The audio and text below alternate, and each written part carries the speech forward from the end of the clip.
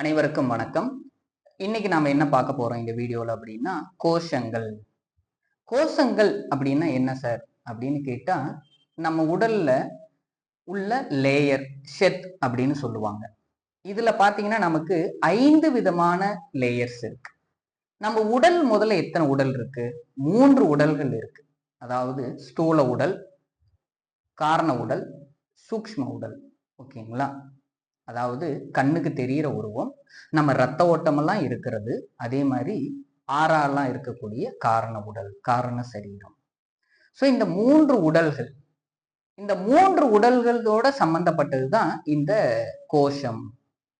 அன்னமய கோஷம் அப்படின்னா என்ன சார்? முதல்ல அன்னமய கோஷம், பிராணமய கோஷம், மனோமய கோஷம், விஞ்ஞானமய கோஷம், அனந்தமய கோஷம் அப்படின்னு 5 கோஷங்கள் இருக்கு. இந்த 5 கோஷங்களும் முதல்ல நம்ம சாப்பிடுற சாப்பாடு, அதாவது அன்னத்தினால் உருவானதுதான் இந்த அன்னமய கோஷம். இந்த அன்னமய கோஷம் இத ரொம்ப நாள் எப்படி சார் உருவாகுது? நம்ம தாயின் வயிற்றுல கருவறையிலிருந்து வெளியில இந்த பூமியில நமக்கு பிறந்ததுல இருந்து நம்ம சாப்பிடுற சாப்பாடு மூலியமா இந்த உடல் உருவாக்கிட்டே இருக்கு. அடுத்து பிராணமய கோஷம். பிராணமய கோஷமும் நம்மளுடைய பிராணன், மூச்சுக்காற்று, இது மூலியமா உருவாகக்கூடியதுதான் இந்த பிராணமய கோஷம். அடுத்து நெக்ஸ்ட் பாருங்க, மனோமய கோஷம். இந்த மனோமய கோஷம் தான் நம்மளுடைய மனம். ஓகேங்களா? மனம். இந்த மனம் பாத்தீங்கன்னா, இந்த மனம் சரியா இருந்தது அப்படின்னா உங்களுடைய மற்ற கோஷங்கள், இந்த விஞ்ஞானமய கோஷமாகட்டும், அனந்தமய கோஷமாகட்டும், இது எல்லாமே நமக்கு அருமையாக இருக்கும், அதாவது சிறப்பா இருக்கும். இதே இந்த மனோமய கோஷம் நமக்கு தப்பா இருக்கு, அது சரியா ஆகல, இல்ல அப்படின்னு கேட்டீங்கன்னா, இந்த மனோமய கோஷம் என்ன பண்ணும்? இப்ப நமக்கு ஒரு கவலை வந்துருச்சு. இந்த கவலை என்ன ஆகும்? நீங்க கேட்கலாம், இந்த கவலை தானே சார், இது என்ன சார் பண்ண போகுது? இந்த கவலை மகரிஷி, வேதாத்ரி மகரிஷி அழகா சொல்லுவாங்க. கவலை அப்படின்னா கவலம் அப்படின்னு ஒண்ணு இருக்குங்களா. அதாவது நம்மளுடைய தண்ணி இறைப்பாங்க காட்டுல பாத்தீங்கன்னா, ஏத்தம் இறைக்கிறப்ப, முன்னாடி எல்லாம் ஏத்த இறைக்கிறப்ப அந்த கவலம் அப்படின்னு ஒண்ணு சொல்லுவாங்க. அந்த கிணத்துல இருக்கிற தண்ணியை அந்த கவலை வத்த வச்சிருமா. சோ அது போல இந்த கவலை நம்ம உடல்ல இருக்கக்கூடிய சக்தி எல்லாம் வத்த வச்சிரும். சோ அதனால இந்த மனோமய கோஷம் எப்பயுமே நமக்கு தெளிவா இருக்கணும், அதாவது நல்ல சிறப்பா இருக்கணும். நம்மளுடைய மனம் எப்பயுமே சந்தோஷமா இருக்கணும். ஸோ அதுக்கு இந்த மனோமய கோஷம் ரொம்ப இம்பார்ட்டன்ட். அடுத்து விஞ்ஞானமய கோஷம். உங்களுடைய மனம் தெளிவா இருக்கும் பட்சத்தில் புத்தி விழிப்படையும். அடுத்து நீங்க விஞ்ஞானமய கோஷத்துல போவீங்க. அடுத்தது இறுதியாக அனந்தமய கோஷம். அனந்தமய கோஷம் பாத்தீங்கன்னா, இது ஒரு யோகியின் நிலை, ஒரு முனிவருடைய நிலை. ஓகேங்களா? ஒரு ரிஷிகளுடைய நிலை, அவர்களுடைய நிலை. நீங்க கேட்கலாம், இந்த ரிஷிகளோட நிலை, முனிவர்கள் எதுவும், அதாவது குழந்தைகள் போல இருப்பாங்க. ஓகேங்களா? பாரதியார் பகவத்கீதையில சொல்லுவாங்க, பொழிப்புரை எழுதி இருக்கிற இதுல, அதாவது நம்ம இதுல இயேசு சொல்லுவாங்களாம். இயேசு சொல்றப்ப, நீங்கள் மோட்ச ராஜ்யத்தை அடைய வேண்டும் என்றால் குழந்தையாகி விடுங்கள் அப்படின்னு சொல்லுவாங்களாம். சோ அத பாரதியார் தன்னுடைய பகவத்கீதையில கோட் பண்ணியிருப்பாங்க, முதல் அத்தியாயத்துல, தன்னுடைய பொழிப்புரையை எழுதுறதுல. சோ அது போல அந்த ஞானியின் மனம் ஒரு குழந்தையை போல இருக்கும். சோ அந்த கோஷம் தான் அனந்தமய கோஷம்.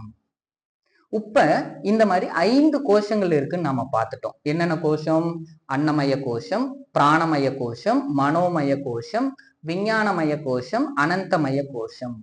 சோ இப்ப முதல்ல அன்னமய கோஷத்துக்கு வருவோம். இந்த அன்னமய கோஷத்தை நான் ஒழுங்கு பண்ணணும் சார் அப்படின்னா நம்ம என்ன சார் ஃபாலோ பண்ணணும் அப்படின்னா நீங்க கேட்கலாம். முதல்ல நம்ம செய்ய வேண்டிய உடற்பயிற்சி, அது உடற்பயிற்சியோ, யோகா ஆசனங்களோ, எக்ஸசைஸோ, அல்லது வாக்கிங்கோ, ஏதாவது ஒண்ணு நம்ம டெய்லி ஆக்டிவிட்டிஸ்ல நாம ஃபாலோ பண்ணிக்கணும். ஸோ இந்த மாதிரி நம்ம ஃபாலோ பண்றப்ப என்ன ஆகும் அப்படின்னா, இந்த அன்னமய கோஷம் நம்மளுடைய ஃபுட்டை கரெக்டா, நம்ம உடம்புல இருக்கக்கூடிய அந்த சிஸ்டம் எல்லாம் கரெக்டா வேலை செய்ய ஆரம்பிக்கும்.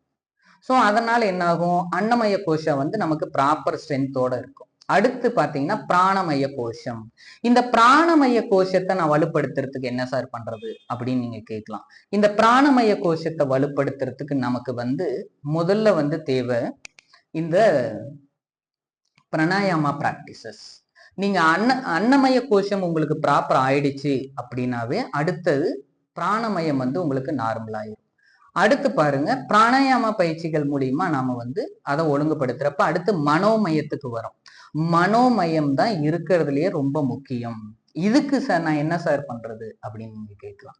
சோ நம்ம முதல்ல இதுக்கு என்ன சார்னா மந்திரங்கள், மந்திர உச்சாடனைகள், அதே மாதிரி இறைவனை அதாவது பக்தி செலுத்தணும். நம்ம இறைவன் கிட்ட வணங்குறோம். இப்ப எனக்கு முருகனை பிடிக்கும். சோ நான் முருகனை வேண்டுறேன். முருகா, ஓ முருகா, நம்ம ஏதாவது ஒரு மந்திரம் சொல்றோம், ஒரு திருப்புகழ் படிக்கிறோம், டெய்லி ஆக்டிவிட்டிஸ், அதாவது தியானம் பண்றது, இது எல்லாம் உங்களுக்கு இந்த மனதை உங்களுக்கு ஒருநிலைப்படுத்த உதவும். சோ இந்த மனம் நமக்கு ஒழுங்காயிடுச்சு அப்படின்னா நம்மளுடைய செய்யும் செயல்கள் அனைத்தும் நமக்கு வெற்றியாக முடியும். ரெகுலரா நம்ம இந்த ஃபர்ஸ்ட் ஆசனங்கள், அடுத்து பிராணாயாம பயிற்சி, அடுத்து இந்த தியான பயிற்சிகள், இதை நம்ம ரெகுலரா ஃபாலோ பண்ணணும்னா நம்மளுடைய வாழ்க்கை மிக சிறப்பாக இருக்கும். அடுத்தடுத்த கோஷங்கள் உங்களுக்கு ஈஸியா நீங்க கடந்து அந்த இறைவனை நாம உணரலாம். நீங்க இறைவனை உணரலாம், அதெல்லாம் நீங்க 2வது பட்சம் தான். சோ நம்மளுடைய வாழ்க்கையை நம்ம சிறப்பா வாழலாம். புரியுதுங்களா? நம்மளுடைய வாழ்க்கையை சிறப்பா வாழ்றதுக்கு இந்த பயிற்சிகள், இந்த யோக பயிற்சிகள் நமக்கு உதவும். புரியுதுங்களா? சோ நம்ம ரெகுலரா இதை ஃபாலோ பண்ணணும். ஒரு நாள் விட்டுட்டு நான் ஒரு நாள் இன்னைக்கு பண்ணலாம், ஒரு நாள் விட்டு நாளைக்கு பண்ணிக்கலாம், நாளானைக்கு பண்ணிக்கலாம், அப்படியெல்லாம் இருக்கக்கூடாதுங்க.